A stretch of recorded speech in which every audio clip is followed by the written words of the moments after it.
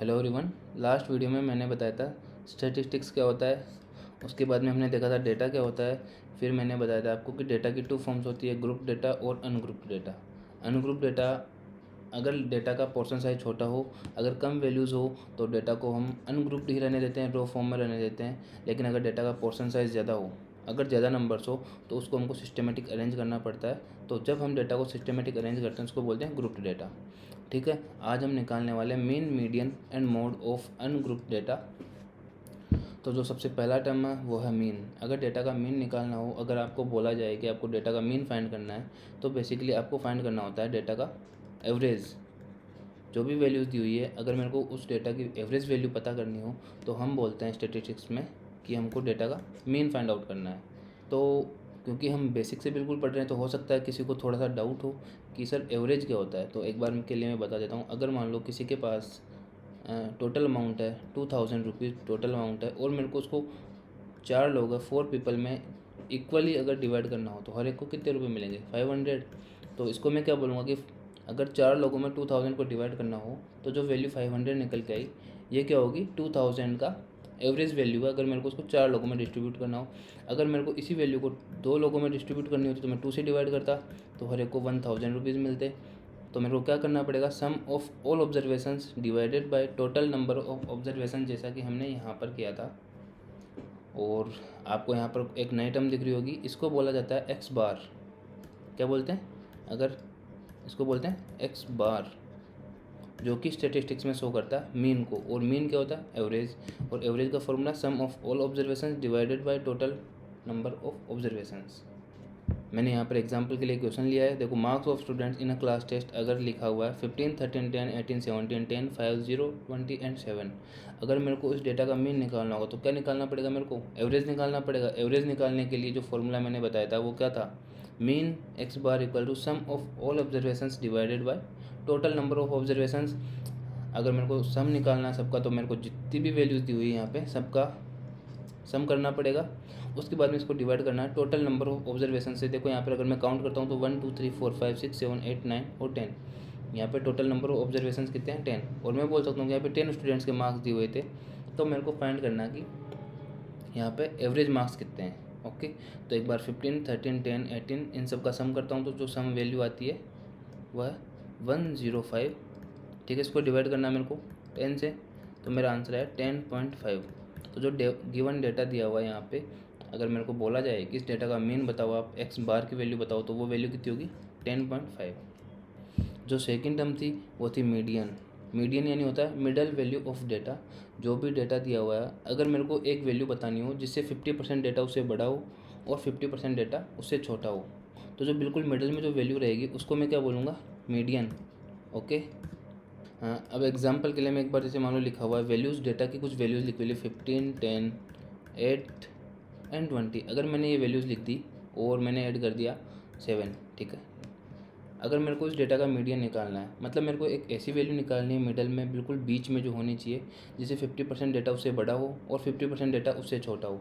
तो देखो, अगर मैं इस तरीके से डेटा का मीडियन निकालता हूँ तो उसका आंसर 8 नहीं होगा, ये आंसर नहीं होगा, क्योंकि मेरे को 50% वैल्यू उससे बड़ी चाहिए और 50% उससे छोटी। तो देखो 15 और 10 तो 8 से बड़ी है, एंड 20 और 7 एक तो बड़ी है एक छोटी। तो इस तरीके से मैं डेटा का मीडियन नहीं निकाल सकता। मेरे को अगर मीडियन निकालना है तो मेरे को सबसे पहले डेटा को अरेंज करना पड़ेगा असेंडिंग ऑर्डर में। और असेंडिंग ऑर्डर क्या होता है, छोटे से बड़े। जो सबसे छोटी वैल्यू होगी उसको सबसे पहले लिखूंगा एक बार में, और जो सबसे बड़ी वैल्यू सबसे लास्ट में। तो अगर मेरे को सेम डेटा को असेंडिंग ऑर्डर में अरेंज करना हो तो मैं करूँगा 7, 8, 10, 15 एंड 20।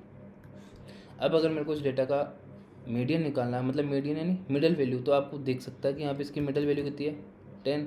देखो 15 एंड 20, 50% डेटा इससे बड़ा है एंड 7 और 8 इससे छोटा है। ओके, जो एग्जाम्पल के लिए मैंने वापस कुछ क्वेश्चन लिए हैं, यहाँ पर भी कुछ डेटा लिखा हुआ है और यहाँ पर भी कुछ डेटा लिखा हुआ है। सबसे पहले यहाँ पे n इक्वल्स टू होगा नंबर ऑफ टर्म्स। डेटा में जितनी भी टर्म्स होगी उनको हम डिनोट करते हैं n से। ओके, अगर मैं आपको पूछता हूँ कि यहाँ पर नंबर ऑफ टर्म्स कितनी है, तो कितनी है, 1 2 3 4 5 6 7। तो यहाँ पे n की वैल्यू कितनी है, 7। और यहाँ पर n की वैल्यू कितनी है, 3 4 5 6। यहाँ पे n की वैल्यू 6। n यानी क्या, नंबर ऑफ टर्म्स। अब अगर मेरे को डेटा को मीडियन निकालना है तो सबसे पहले मेरे को क्या करना पड़ेगा, डेटा को असेंडिंग ऑर्डर में अरेंज करना पड़ेगा, असेंडिंग यानी छोटे से बड़ा। तो अगर देखो यहाँ पर सबसे छोटी वैल्यू में देखूँ तो 1, 8, 9, 10, 15, 20 एंड 55। सबसे पहले मेरे को डेटा को क्या करना पड़ेगा, असेंडिंग ऑर्डर में अरेंज करना पड़ेगा।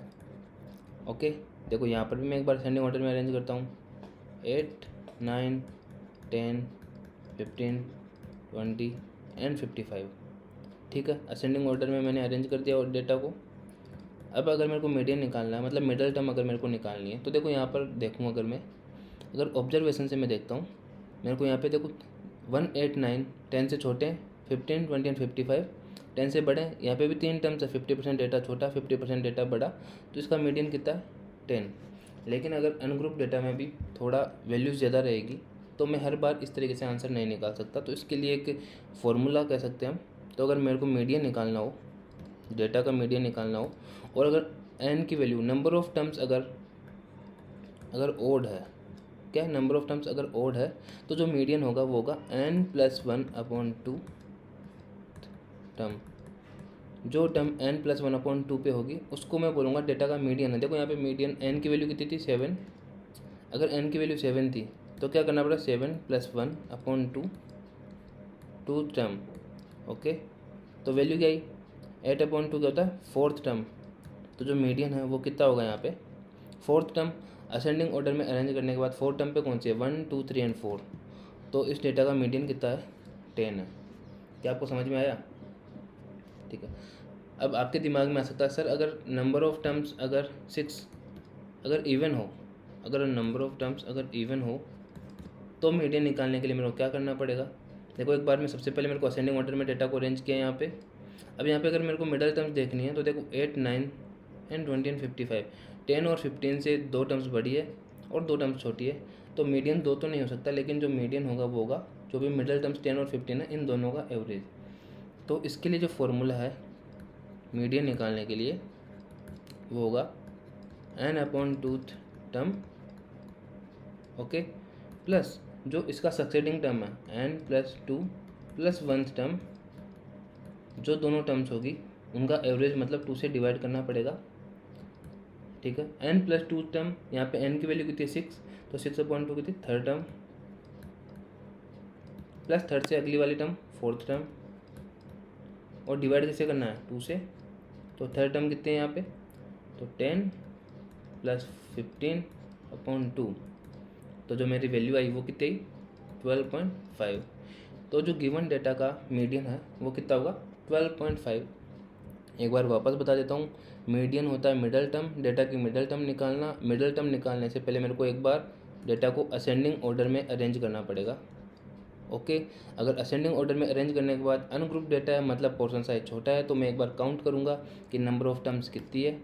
अगर नंबर ऑफ टर्म्स ओड है, अगर नंबर ऑफ टर्म्स ओड है, तो जो मीडियन होगा वो होगा n+1/2 टर्म।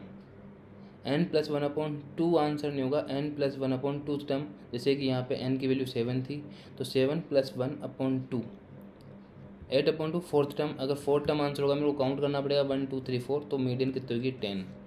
अगर डेटा में नंबर ऑफ टर्म्स इवन है, तो जो मीडियन होगा वो n/2 term plus n/2 + 1 term divided by 2। n/2 देखो यहाँ पे n की वैल्यू 6 थी, तो 6/2 थर्ड टर्म, जस्ट उससे आगे वाले टर्म फोर्थ टर्म। दोनों की जो वैल्यूज़ होगी मेरे को देखना पड़ेगा डेटा में, 10 + 15/2, 25/2 कितना होता है, 12.5। तो ये इस डेटा का मीडियन होगा। आई होप आपके मीडियन समझ में आ गया होगा। जो थर्ड चीज़ है वो हमको मोड निकालना है डेटा का। अगर मेरे को मोड निकालना होता है तो मेरे को देखना होता है मोस्ट फ्रिक्वेंट वैल्यू। डेटा में जो वैल्यू सबसे ज़्यादा बार रिपीट होगी, मैं बोलूँगा कि वो वैल्यू उस डेटा की मोड है। बात समझ में आई? ठीक है, तो देखो डेटा यहाँ पे लिखा हुआ, मैंने वापस लिखा है 10, 89, 29। अगर मैं इसको देखता हूँ और मेरे को जो वैल्यू सबसे ज़्यादा बार इसमें रिपीट हो रही है, तो मैं क्या बोलूँगा कि वो उस डेटा का मोड है। यहाँ पे देखो डेटा 10, 1, 2, 3, यहाँ पे सबसे ज़्यादा बार रिपीट कौन सा टर्म हुआ है, 10। तो मैं क्या कहूँगा, जो गिवन डेटा है इसका मोड कितना है, 10। मोड मतलब मोस्ट फ्रिक्वेंट वैल्यू, जो सबसे ज़्यादा बार रिपीट हुई है। ठीक है, तो मोड यहाँ पर मोड कितना हुआ, 10। लेकिन आपके दिमाग में आ सकता है कि सर ज़रूरी नहीं है एक ही वैल्यू रिपीट हो सकता है दो वैल्यूज जो इक्वल टाइम्स रिपीट हो और हाईएस्ट हो। ठीक है, जैसा कि देखो यहाँ पे लिखा हुआ है, यहाँ पे देखो 15 2 टाइम्स रिपीट हुआ है और 13 भी 2 टाइम्स रिपीट हुआ है। उसके अलावा जो भी वैल्यूज़ है वो एक एक बार रिपीट हुई है। तो इस डेटा का अगर मेरे को बोलना हो तो मोड कितना है, 15 और 13 दोनों ही इस डेटा का मोड है।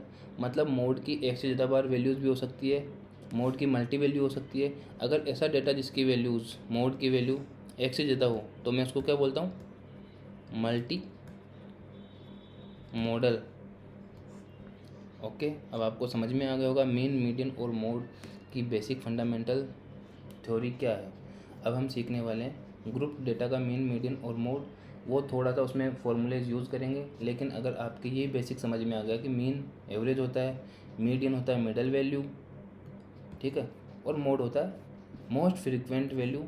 मीन और मीडियन की वैल्यू हमेशा एक ही हो सकती है, लेकिन मोड एक से ज़्यादा बार भी हो सकता है। लेकिन आपके सिलेबस में मल्टी मॉडल वैल्यू वाला डेटा नहीं है, मतलब आपको इस तरीके का डेटा दिया जाएगा जहाँ पे मोड की एक सिंगल वैल्यू होगी। लेकिन आपको ध्यान रखना है कि अगर एक से ज़्यादा बार हाईएस्ट फ्रीक्वेंसी वाला डेटा वैल्यू वहाँ पे दिख रही है तो मैं क्या बोलूँगा कि वो मल्टी मॉडल वैल्यू हो सकती है 15 और 13 जैसे कि यहाँ पर है। ओके, अगली वीडियो में हम सीखने वाले मीन ऑफ ग्रुप डेटा।